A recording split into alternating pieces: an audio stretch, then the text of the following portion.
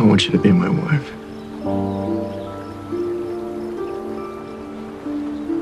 Will you marry me? I always thought Patrick Jane was the coolest guy on television. Looking at him, I thought, it doesn't get better than this.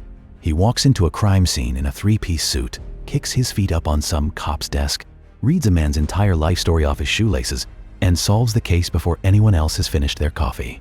Yeah, he's arrogant. He's a con man. He breaks every rule in the book. But at the same time, he's charming, he's funny, and he's almost always right. But you know what actually gets me about him? It's not the tricks. It's not the smirk. It's not even Red John. What hit me a few days ago, rewatching the whole series front to back, was one simple thought I couldn't shake. Patrick Jane's genius never once made him happy. Not before his family died. Not after. The very thing that made him special was the exact same thing that made sure he could never just be a normal whole person again. And the scariest part, he knew it. He said it out loud more than once, and we all just laughed it off as another one of his lines. True demonic evil burns like fire. It burns with a terrible, cold, dark flame. I force myself to look into that flame, and I see an image of the evildoer. In this case, Red John. He's an ugly, tormented little man, a lonely soul. Sad. Think about it. Most fans remember Jane as the guy with the tricks, the straw levitation, the cold reads, the how'd he know that moments that make the whole show fun. And when Red John finally dies in season 6, we cheer because we've waited 6 years for it. A lot of people think, man, Jane finally got his revenge. He can be happy now. But that's fooling yourself. The tragedy of this character runs so much deeper than a revenge plot. The truth is, Patrick Jane was cursed twice. Once by the family that trained him, and once by the family he lost. And by the time we meet him in the pilot, both curses are already fused into one personality that can't turn itself off. Hey, take a seat on the couch. Today I want to break down with you guys why Jane's gift, the very thing that made him a legend, was also the thing that guaranteed he'd never fully heal.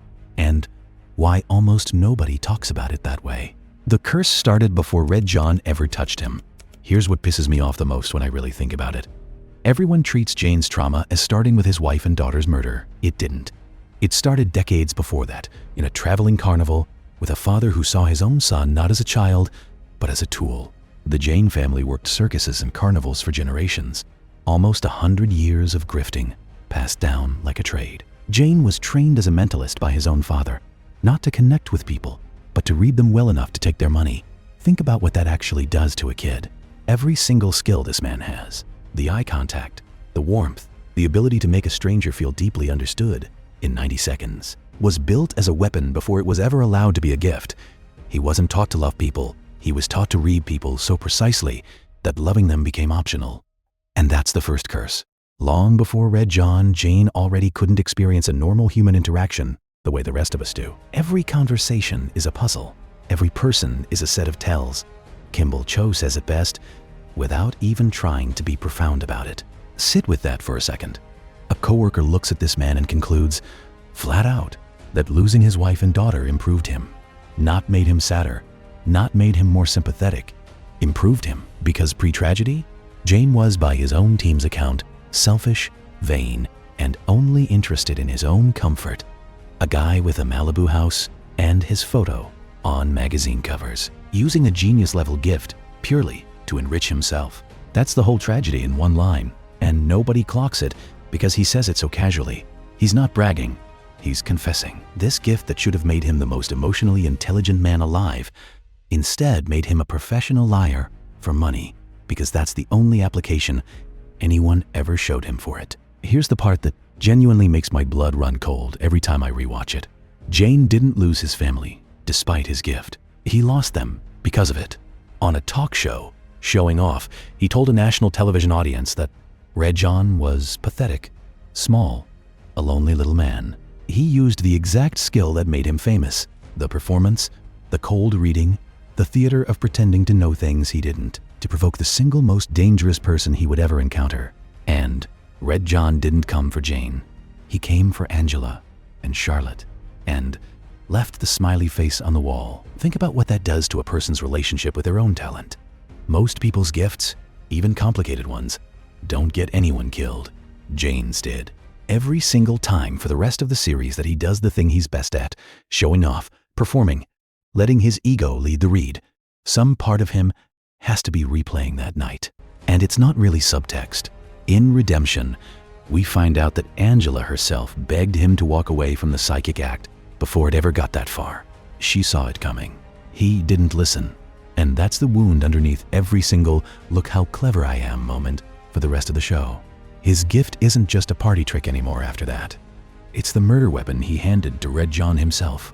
Now here's where it gets quietly brutal, because the show almost never spells it out. You have to notice it yourself. Jane's mind doesn't have an off switch. Watch any scene where he's supposedly relaxing. He's lying on his couch in the bullpen with his eyes closed. But he's not resting. He's cataloging. In Orange Blossom Ice Cream, he describes his memory system out loud, almost like he's tired of it. You're the only one getting everything correct. I didn't say it was an easy trick. Like I said, I'm sorry. Please. Not an easy trick. Let that sink in. This isn't a superpower he enjoys using. It's labor. He remembers the names of over 2,000 people he's shaken hands with since his family died. Not because it's fun, but because he can't turn it off, even if he wanted to. Imagine living every day of your life unable to walk into a room without automatically dissecting everyone in it. Their marriage, their debt, their secrets, their lies. Whether you ask your brain to or not, that's not charisma. That's a disability wearing a nice suit. Every person he meets becomes data before they get the chance to become a friend. And the show quietly admits this constantly through Lisbon, who is the only person who ever calls him out on it, instead of being charmed by it. He's always busy performing, busy reading, busy being 3 steps ahead of a room he can never just sit inside of like a normal person. This is the part that really got me. Teresa Lisbon spends 7 seasons being the one stable, real thing in Jane's life. And even with her, watch how carefully Jane keeps the con man instincts running underneath the affection. Their entire dynamic in the early seasons is built on him needling her, testing her, reading her like every other mark, except this time he actually seems to feel something back. A funny line on the surface, but notice what he's actually doing. Even when he's flirting, even when he might genuinely care, his first move is still the trick. Access to her innermost thoughts. That's not romance. That's reconnaissance dressed up as charm. It takes him years to say "I love you" to her, and when he finally does, in the Crimson Hat, he does it as a magic trick, so that if it goes wrong, he can pretend it was sleight of hand. Cho actually calls this out directly, teasing him for not being able to remember saying it. But of course, he remembers. A man with a memory palace who can recite 2,000 names doesn't forget the one sentence that mattered most. He just needed an exit ready in case saying it out loud cost him something, the way honesty cost him his family the last time he was fully open about how he felt.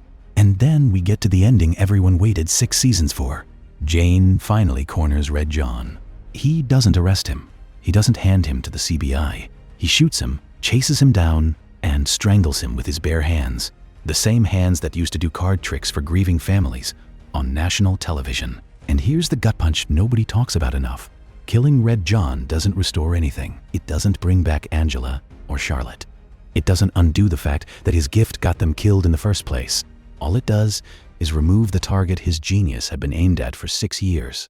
And once that target is gone, the show has to spend its entire final stretch figuring out what a man like Jane even does with a mind like that when there's no monster left to hunt. The finale gives him a happy ending.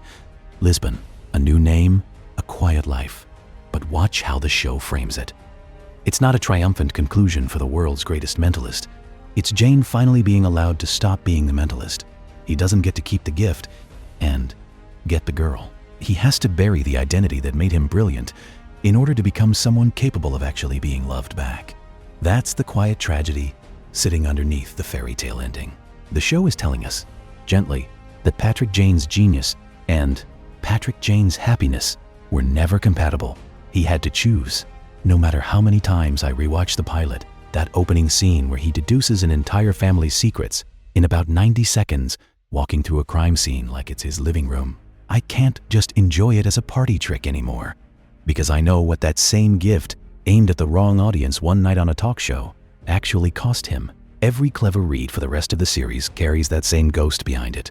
Every time Jane makes Lisbon or Cho or Rigsby laugh with some impossible deduction, some part of me now thinks about a 9-year-old boy learning to read strangers for his father's carnival act, having no idea that the same skill would one day get everyone he loved killed by a serial murderer he provoked for a television audience. That's the real meaning of broken genius. Not that his mind was ever broken. His mind was flawless. It's that the world never gave that mind a version of itself that didn't come attached to a cost. If you, like me, can't rewatch a single Jane Cold Red the same way again after thinking about this, welcome to the club. That's it for today. Thanks for watching, guys, and good luck.